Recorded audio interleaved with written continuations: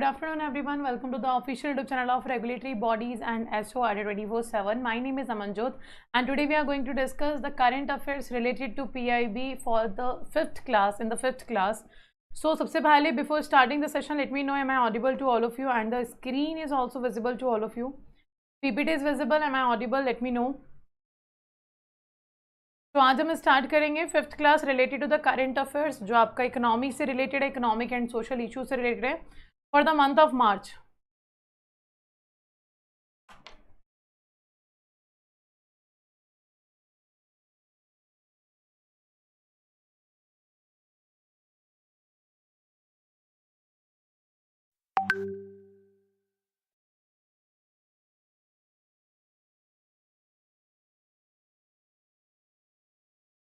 So yes, everything is okay.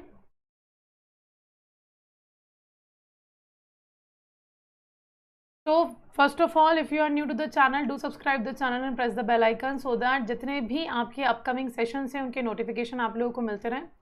And this is the 5th class related to PIB current affairs for the month of March. Now those candidate who are new to the channel and उन्होंने अभी तक पहले वाले sessions नहीं देखे हैं, तो Adda247 regulatory bodies and SO वाले चैनल पे जाओ और वहाँ से you can search the playlist for ESI. आपको सारे ESI के सेशंस वहाँ पे मिल जाएंगे. ठीक है, चलिए let's start with the first news that is related to village disaster management plan. As we know, and in the season of monsoon, we are seeing that there are many states, there are many villages, there are many cities जो क्या करते हैं, disaster face करते हैं in the month of the monsoons. Okay, तो यहाँ पे union minister जो है हमारे रूरल डेवलपमेंट एंड पंचायती राज के, जो कि मिस्टर गिरिराज सिंह हैं, इन्होंने रिलीज किया है आपका disaster management plan of ministry of Panchayati Raj. तो ministry of Panchayati Raj, ministry of rural development के जो मिनिस्टर हैं आपके मिस्टर गिरिराज सिंह, इन्होंने क्या किया है, लॉन्च किया है आपका डिजास्टर मैनेजमेंट प्लान को.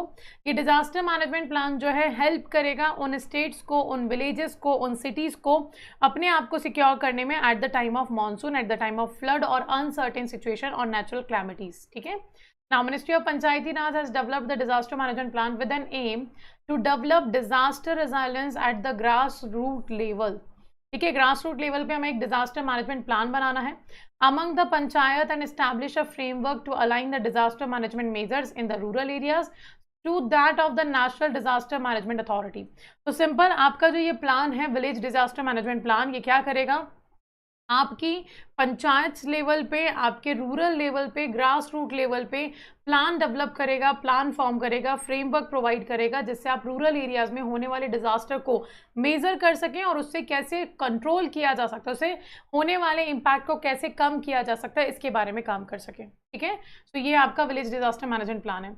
नाउ प्रोविजंस इस प्लान में क्या क्या दिए गए हैं. First of all, the involvement of the community is the key factor in any disaster preparedness strategy.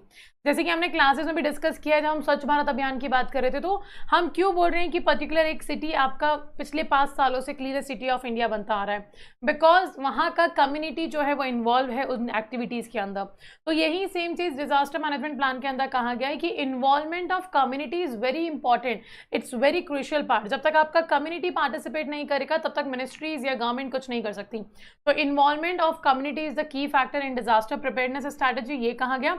और साथ में एक्टिव पार्टिसिपेशन जरूरी है हमें हमारी कम्युनिटी का, is vital to carry out and sustain the activities relating to disaster management in rural areas.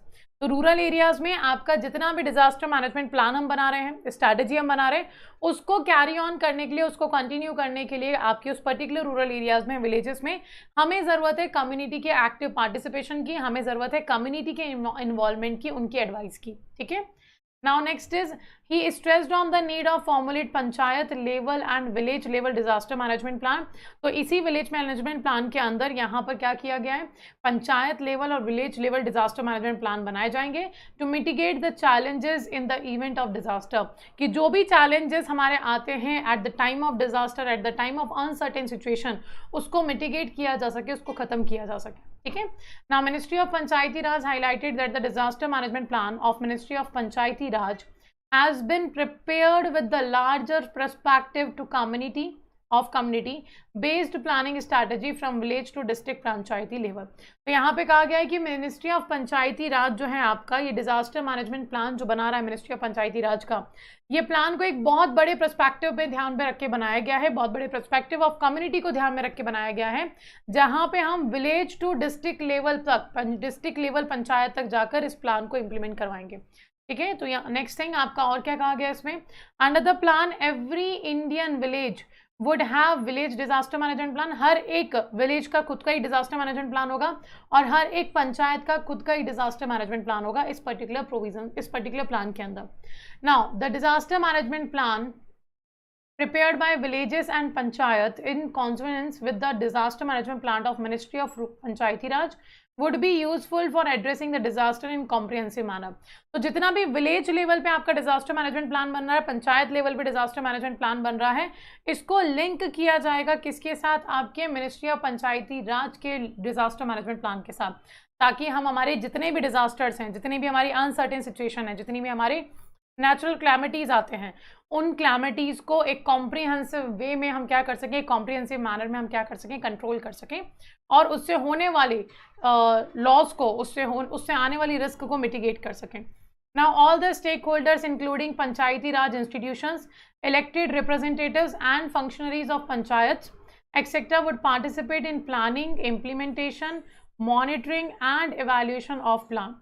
तो आपका मिनिस्ट्री ऑफ पंचायती राज तो है ही, पर मिनिस्ट्री ऑफ पंचायती राज के साथ साथ सभी पंचायती राज इंस्टीट्यूशंस, इसके अलावा आपके जो रिप्रेजेंटेटिव्स हैं जिनको हमने इलेक्ट किया है, आपके पंचायत के जो फंक्शनरीज हैं, देन ये सब भी पार्टिसिपेट करेंगे प्लान करने में, इम्प्लीमेंट करने में, मॉनिटर करने में और इवैल्यूएट करने में कि जो प्लान हमने बनाया था उसका क्या सक्सेसफुलनेस रहा है। ठीक है, तो ये सारी चीजें किसके अंदर आ रहा है, आपका सिंपल डिजास्टर मैनेजमेंट प्लान के अंदर, जो विलेज लेवल पे और आपका पंचायत लेवल पे बनाया जाएगा, लिंक किया जाएगा आपके मिनिस्ट्री ऑफ पंचायती राज के प्लान के साथ, डिजास्टर मैनेजमेंट प्लान के साथ, और जितने भी स्टेक होल्डर्स हैं, चाहे वो आपके पंचायत लेवल पे हो, डिस्ट्रिक्ट लेवल पे हो, चाहे वो आपका पंचायती राज इंस्टीट्यूशन हो, सभी स्टेक होल्डर्स जो हैं planning, implementation, monitoring and evaluation में पार्टिसिपेट करेंगे। ठीक है, now this is the disaster management plan. Now जरूरत क्या थी डिजास्टर मैनेजमेंट प्लान आने की, ठीक है, व्हाट वाज द नीड, ताकि इन मार्च 2022 what was the need, it has been vulnerable in varying degrees to many natural as well as human made disaster on account of its unique geoclimatic socio-economic conditions। तो क्यों लेकर आए, हमने देखा हमारी country जो है बहुत वनरेबल सिचुएशन में है, चाहे हम बात करें हम नेचुरल डिजास्टर्स की या फिर ह्यूमन मेड डिजास्टर्स को देखा जाए, तो कंट्री की सिचुएशन जो है वो एक वनरेबल सिचुएशन में है, तो उसी सिचुएशन से कंट्री को बाहर निकालने के लिए हम ये प्लान को लेकर आए हैं। ठीक है, now different parts of the country highly vulnerable to cyclones, floods, droughts, earthquake and landslides. तो कितनी सारी स्टेट्स आप देखते हो जो बहुत ही रिस्क पर रहती हैं, है ना, बहुत बड़ी रिस्क है उनको, किस चीज़ की रिस्क है, आपके साइक्लोन्स की, फ्लड्स की, अर्थक्वेक की, लैंडस्लाइड्स की। तो इन सभी रिस्क से उन पर्टिकुलर स्टेट्स को सिक्योर करना या फिर इन चैलेंजेस को ओवरकम करने के लिए क्या स्ट्रैटेजी बनाई जा सकती है, क्या प्लान बनाया जा सकता है, वो सब डिस्कस करने के लिए आप डिजास्टर मैनेजमेंट प्लान को लेकर आए हो। Now, considering the important role that local communities can play in reducing vulnerability and early recovery, the Ministry of Panchayati Raj has prepared the disaster management plan so that all Panchayati Raj institutions along with the communities can be prepared for any disaster।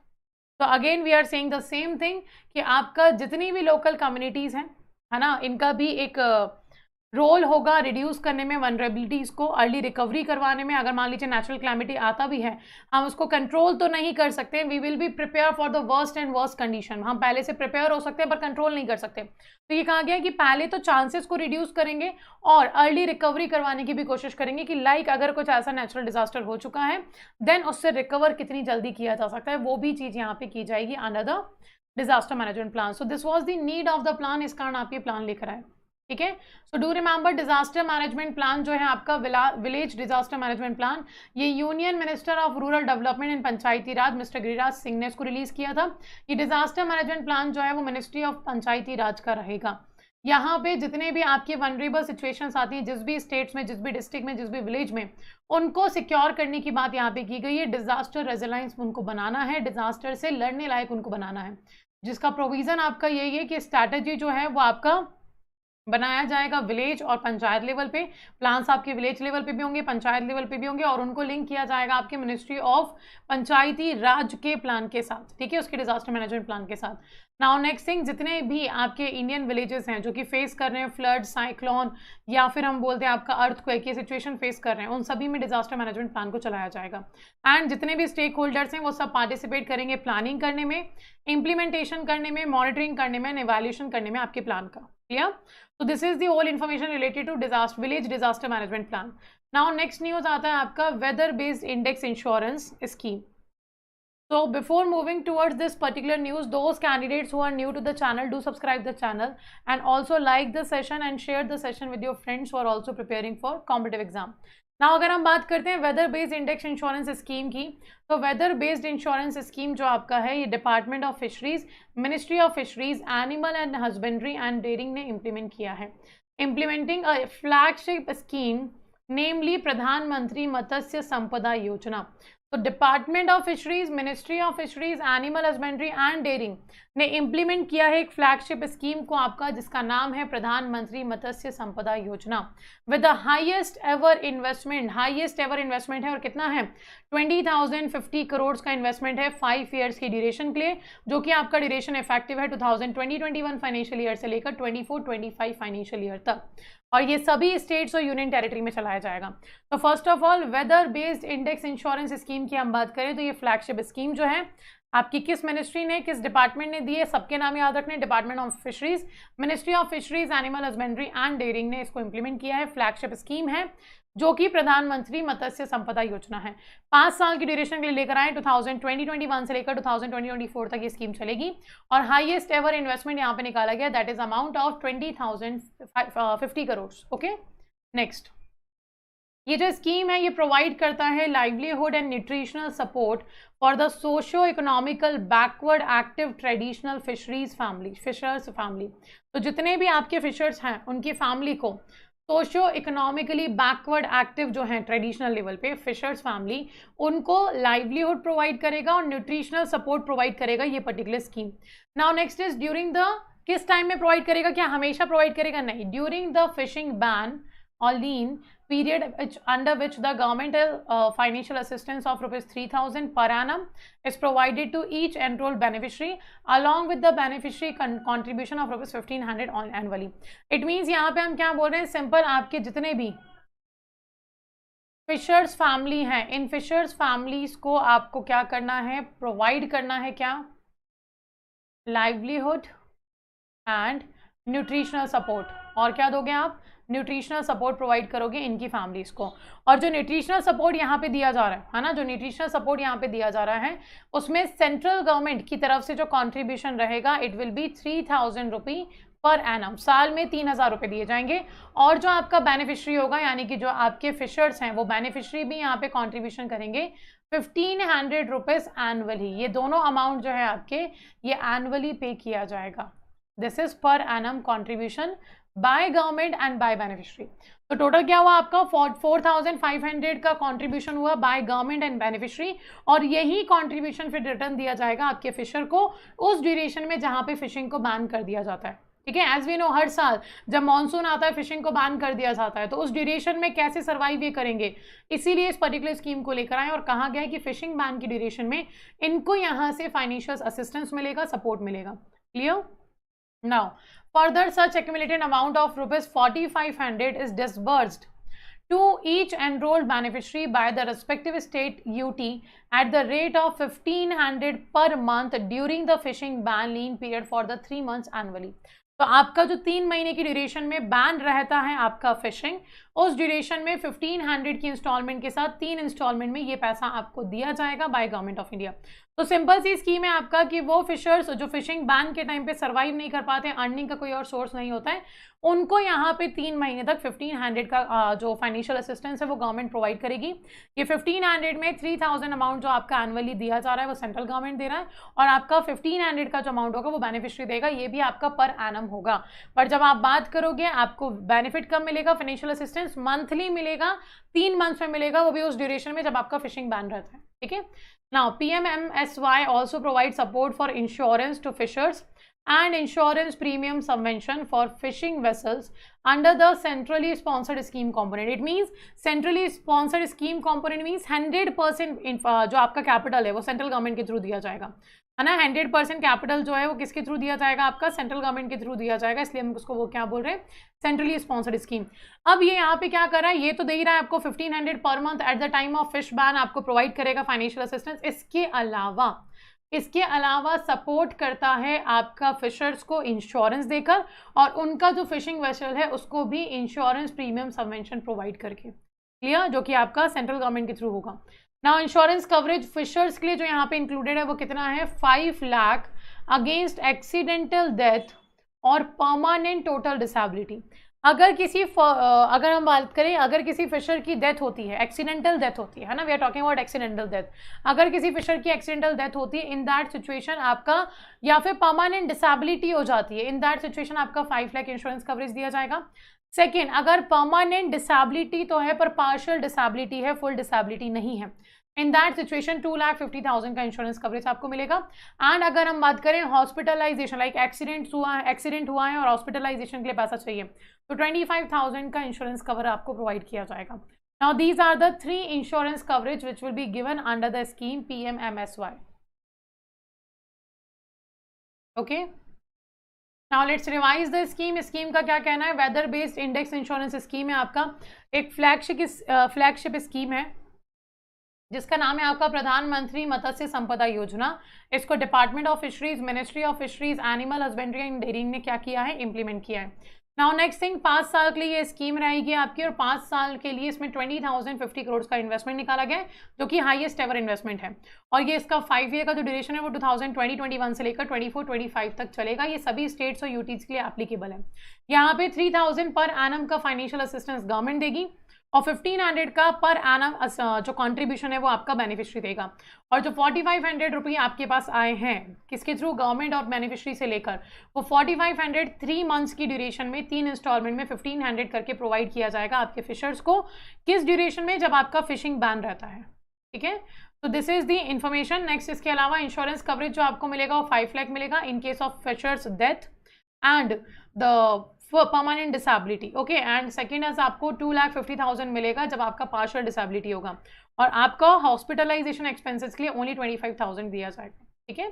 Now next is काला नमक paddy की अगर हम बात करें, तो government of UP is promoting काला Namak rice under the 1 district 1 product and has sanction a project of ₹12 crore for promotion of काला नमक राइस, ठीक है। सो कौन सी स्टेट से, डू रिमेंबर यूपी है आपका, प्रमोट कर रहा है काला नमक राइस को एक किस पर्टिकुलर प्रोग्राम के अंदर, 1 डिस्ट्रिक्ट 1 प्रोडक्ट के अंदर, और यहाँ पे सैंक्शन किया गया 12 करोड़ फॉर प्रमोशन ऑफ काला नमक राइस। किसने, यूपी ने प्रोवाइड किया। नाउ काला Namak rice in grown in the Terai area of Siddharth Nagar and 10 neighboring district of eastern UP. Now it is scented rice variety which is generally offered better price as compared to other rice variety. Scented price है, it is obviously बात है कि आपका price different होगा, तो यहाँ पे हम बोल रहे हैं प्राइस वेराइटी देखा जाता है राइसेस में यहाँ पे। Now the government of India through APEDA, किसके through, government of India APEDA के through, what is APEDA, agricultural and processed food products Export Development Authority, has taken various initiatives to promote the Kala Namak rice capacity building program for farmers and stakeholders, agri-export farming, organizing Kala Namak Mahotsav, coordination with farmers, producer organizations, exporter and farmers. तो जब हम बात करें, government of India APEDA के साथ मिलकर क्या कर रहा है, बहुत सारे इनिशिएटिव लेकर आ रहा है प्रमोट करने के लिए इस काला नमक राइस को। जहां पे कैसे प्रमोट कर रहे हो, प्रमोट करके आप कैपेसिटी बिल्डिंग करने की कोशिश कर रहे हो, प्रोग्राम लाने की कोशिश कर रहे हो फार्मर्स के लिए, स्टेक होल्डर्स के लिए, एग्रीकल्चर एक्सपोर्ट फार्मिंग करना चाहते हो आप, ऑर्गेनाइज करना चाहते हो एक महाउत्सव, काला नमक महाउत्सव, और साथ में कोऑर्डिनेशन कर रहे हो विद फार्मर्स, प्रोड्यूसर ऑर्गेनाइजेशंस और एक्सपोर्टर एंड इम्पोर्टर्स, ठीक है। तो आप सिंपली अवेयरनेस क्रिएट कर रहे हो, प्रमोट कर रहे हो इस पर्टिकुलर प्रोडक्ट को। Now next thing is the state government can also promote cultivation of काला नमक राइस अंडर राष्ट्रीय कृषि विकास योजना, जो कि आपका remuneration approaches for agriculture and allied sector rejuvenation है। सो RKVY रफ्तार with the approval of the state level sanctioning committee constituted under the chairmanship of chief secretary of the state.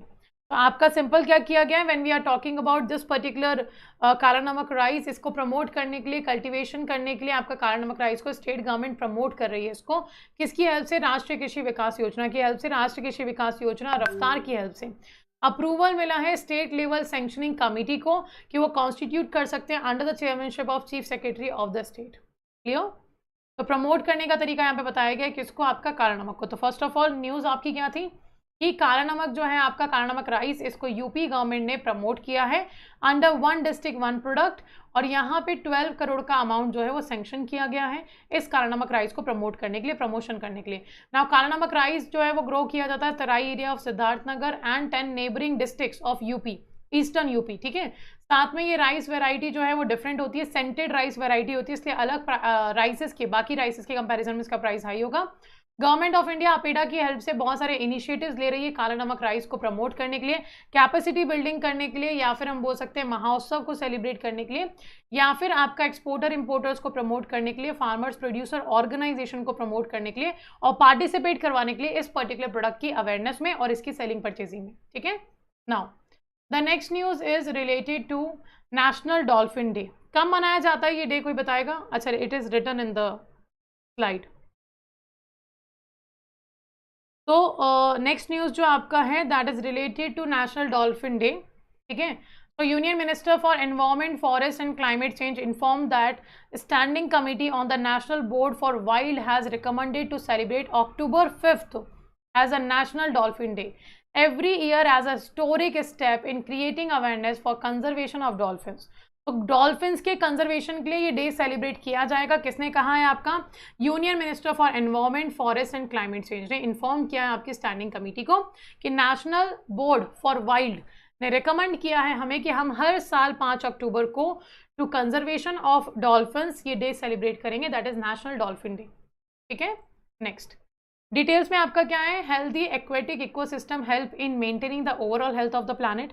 हम सिंपल क्या करना चाह रहे हैं? We are trying to make sure कि आपका जो ये स्पाइसेस है इसको बचाए रखा जा सके, कंजर्वेशन किया जा सके डॉल्फिन्स का, इसीलिए एक हेल्दी एक्वेटिक इकोसिस्टम हेल्प करेगा हमें मेंटेन करने में इनको। ठीक है, एक overall health of the planet को मेंटेन करने में। Now dolphin acts as a ideal ecological indicators of a healthy aquatic ecosystem and conservation of dolphins will therefore benefit the survival of the species and also the people dependent on the aquatic system for their livelihood। तो जो लोग dependent है, जिनका source of income इस sector पे dependent है, उनके लिए हेल्पफुल होगा और साथ में इसका सर्वाइवल जो है अदर स्पाइसीज के लिए भी हेल्पफुल रहेगा। Now, considering that the generating awareness amongst the people on the benefit of conservation dolphins and participation of people conservation efforts is imperative, the standing committee recommended that every year on 5th of October we will celebrate National Dolphin Day। तो simply awareness create करने के लिए लोगों के बीच में और आपका secure करने के लिए एक्वाटिक इकोलॉजिकल सिस्टम को हम ये लेकर आए हैं, हेल्थ ऑफ द प्लैनेट को बनाए रखने के लिए हम ये डे सेलिब्रेट कर रहे हैं। कब कर रहे हैं? 5th ऑफ अक्टूबर को नेशनल डॉल्फिन डे होगा। रिकमेंड किसने किया है? आपका स्टैंडिंग कमिटी ने रिकमेंड किया है।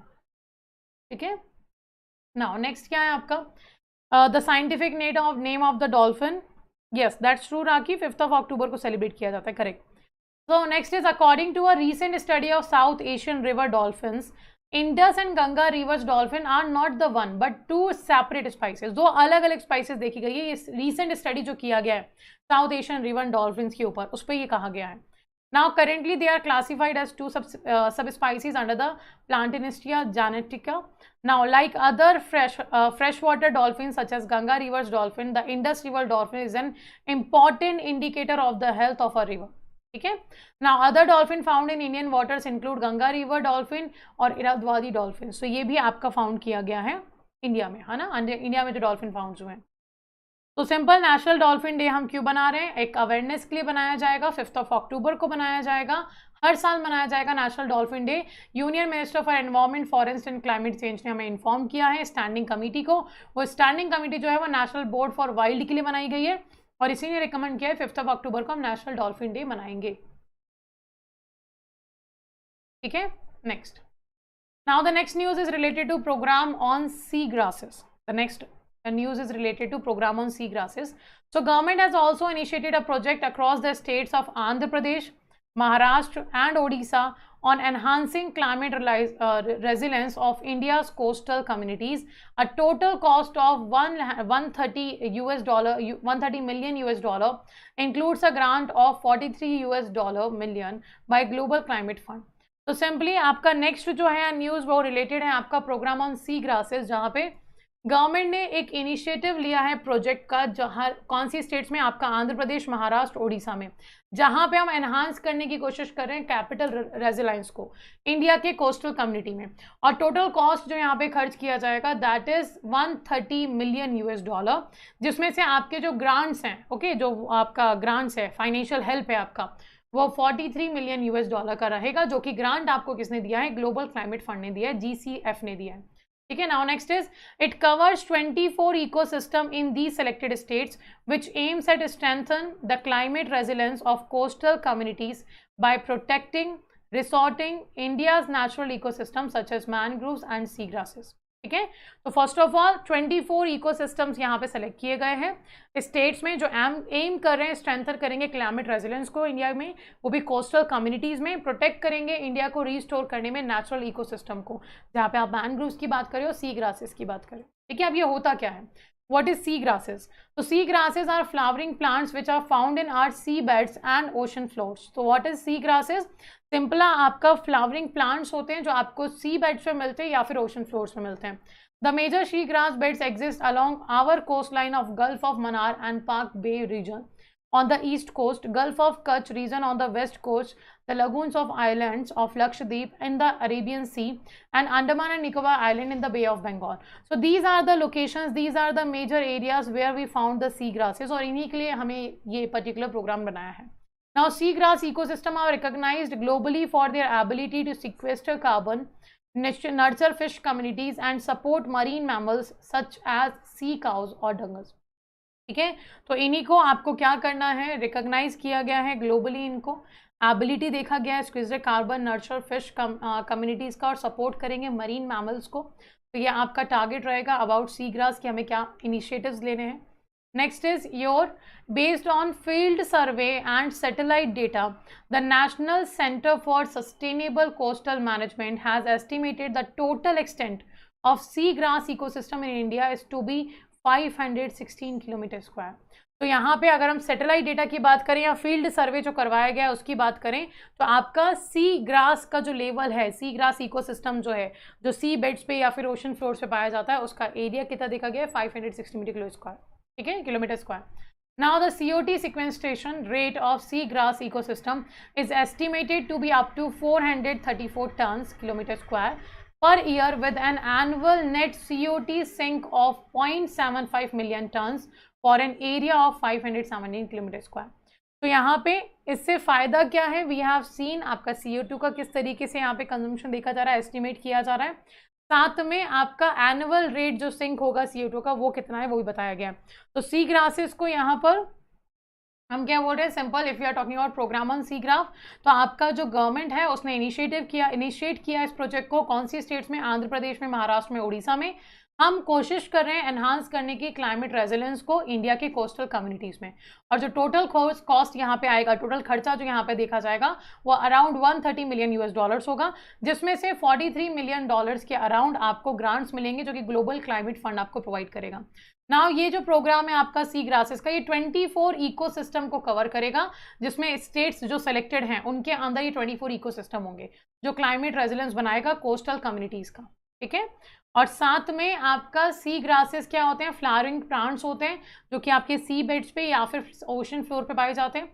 ये जो आपका सी ग्रास बेड से ये एग्जिट करता है आपके कोस्ट लाइन पे, कहाँ पे गल्फ ऑफ मन्नार में आपका हो गया, या फिर लक्षद्वीप आइलैंड में हम बात करें, अरेबियन सी में, या फिर हम अंडमान एंड निकोबार आइलैंड में बात करें, बे ऑफ बंगाल में बात करें, तो यहाँ पे ये सी ग्रासेस आपके पाए जाते हैं, जिनको रिकॉग्नाइज करवाना है हमें ग्लोबली उनकी एबिलिटी के अकॉर्डिंग। और उनकी एबिलिटी क्या है, that they can sequestration the rate of sea grass ecosystem CO2 का क्या है आपका 434 tons kilometre square per year. ठीक है, जिसमें से एनुअल नेट CO2 सिंक जो आपका होगा वो 0.75 मिलियन टन्स होगा, वो भी आपका 517 किलोमीटर स्क्वायर पे। ठीक है, जो कि आपका सी ग्रास इकोसिस्टम है इंडिया के अंदर, that is the total sea grass ecosystem in India. Clear? So ये थी हमारी सारी news related to our PIB again the March month, so we are continuing the March month series under the PIB classes. So today is the 5th class of our PIB March current affairs. Okay, so एक बार revise करते हैं कौन कौन सी news हमने पढ़ी. सबसे पहले हमने पढ़ा था विलेज डिजास्टर मैनेजमेंट प्लान, जो कि आपका Panchayati Raj ministry, rural development ministry के थ्रू मिस्टर गिरिराज सिंह के थ्रू रिलीज किया गया था डिजास्टर मैनेजमेंट प्लान को. सेकेंड वी हैव डिस्कस इसके अलावा weather based index insurance scheme जो है आपकी, दैट इज प्रधानमंत्री मत्स्य संपदा योजना, जिसमें हाईएस्ट एवर इन्वेस्टमेंट दिया गया 20,050 करोड़ का 2020-21 फाइनेंशियल ईयर से 24-25 फाइनेंशियल ईयर तक ये चलेगी, यानी कि 5 साल की स्कीम है. ठीक है. आफ्टर दैट अगर हम बात करें काला नमक राइस को प्रमोट करने के लिए यूपी गवर्नमेंट ने 1 डिस्ट्रिक्ट 1 प्रोडक्ट के अंदर इसको प्रमोट करने की बात करिए. 12 करोड़ का कैपिटल यहाँ पे निकाला गया है. ये था आपका काला नमक. देन इसके बाद हमने डिस्कस किया नेशनल डॉल्फिन डे जो कि 5 अक्टूबर को हर साल मनाया जाएगा. ये रिकमेंड किया है नेशनल बोर्ड फॉर वाइल्ड ने. ठीक है, जो कि आपका एक स्टैंडिंग कमिटी के थ्रू बताया गया है आपके union minister for environment forest and climate change के थ्रू इन्होंने इन्फॉर्म किया है. Then after that sea grass programme है आपका, जो कि एनहांस करने की कोशिश कर रहा है क्लाइमेट रेजिलेंस को, और यहाँ पे आपका 130 मिलियन यूएस डॉलर का क्या रहेगा टोटल कॉस्टिंग रहेगा. इसमें स्टेट्स जो सेलेक्ट की गई हैं वो है आपका Andhra Pradesh, Maharashtra and Odisha. These are the 3 state जिनको सेलेक्ट किया गया यहाँ पर. और ये इन 3 स्टेट्स में से 24 इकोसिस्टम को सेलेक्ट किया गया है. ये 24 इकोसिस्टम्स कवर होंगे इन सेलेक्टेड स्टेट्स में, जहाँ पे आप क्लाइमेट रेजिलेंस करने की कोशिश कर रहे हो कोस्टल कम्युनिटी का. Clear? So that is the all for today. आज के सेशन के लिए ये सारी न्यूज़ हैं. Again a very important news, we are discussing all the news in very detail, in very depth, in very comprehensive way. So you do not have to go at somewhere else to read all these news related to particular topic we are covering here. ठीक है, तो जितनी भी news जो भी topic हम cover कर रहे हैं उससे रिलेटेड जो डिटेल आपको पढ़ना है वो आप कवर करते जा रहे हैं. डू मेक श्योर जब आप खुद से कवर कर रहे हो करंट अफेयर्स को पीआईबी के, तो इतनी डिटेल्स आप पढ़ो. जब आप बार बार करंट अफेयर्स पढ़ रहे हो तो you will get an idea, आपको एक आइडिया लग जाएगा कि किस लेवल पे और कितना इन डेप्थ न्यूज़ पढ़ने की हमें ज़रूरत है. सो पीआईबी से जब आप खुद सेल्फ स्टडी करें, डू मेक श्योर कि इतना इन डेप्थ तो आप एक न्यूज़ को ज़रूर पढ़ें. That is important. ठीक है. So first of all, one information for all of you, जितने भी candidates ऐसे हैं who are new to the channel, do subscribe the channel and press the bell icon so that the upcoming sessions notification will be given to you. इसके अलावा जितने भी ऐसे candidate हैं who are looking for a dedicated batch या एक particular ऐसा product चाहिए जहाँ पे आपके सभी एग्जाम्स को कवर किया जा सके, आपकी प्रिपरेशन को बेहतर किया जा सके, तो we have 3 Mahapacks. First we have bank Mahapack plus, जहाँ पे आपका SBI, IBPS, RRB सभी एसओ एग्जाम, सभी grade A grade B level exams को कंडक्ट करवाया जाएगा. उनके कोर्सेज को आपको अवेलेबल करवाया जाएगा. देन महापैक जो है आपका bank Mahapack, it includes only commercial bank, IBPS, SBI और RRB को कवर करेगा.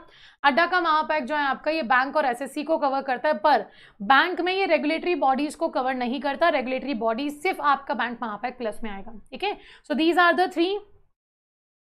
द थ्री प्रोडक्ट्स जिसमें आपका एक कॉम्प्रिहेंसिव वे में आपको लाइव क्लासेस में मिलती हैं, उन क्लासेस के रिकॉर्डेड सेशंस भी मिलते हैं आपको. इसके अलावा ई बुक्स भी मिलती है, मॉक टेस्ट भी मिलते हैं और अदर सब्जेक्ट्स भी मिल जाते हैं जो इंडिविजुअल आपकी क्लासेस चल रही हैं वो भी.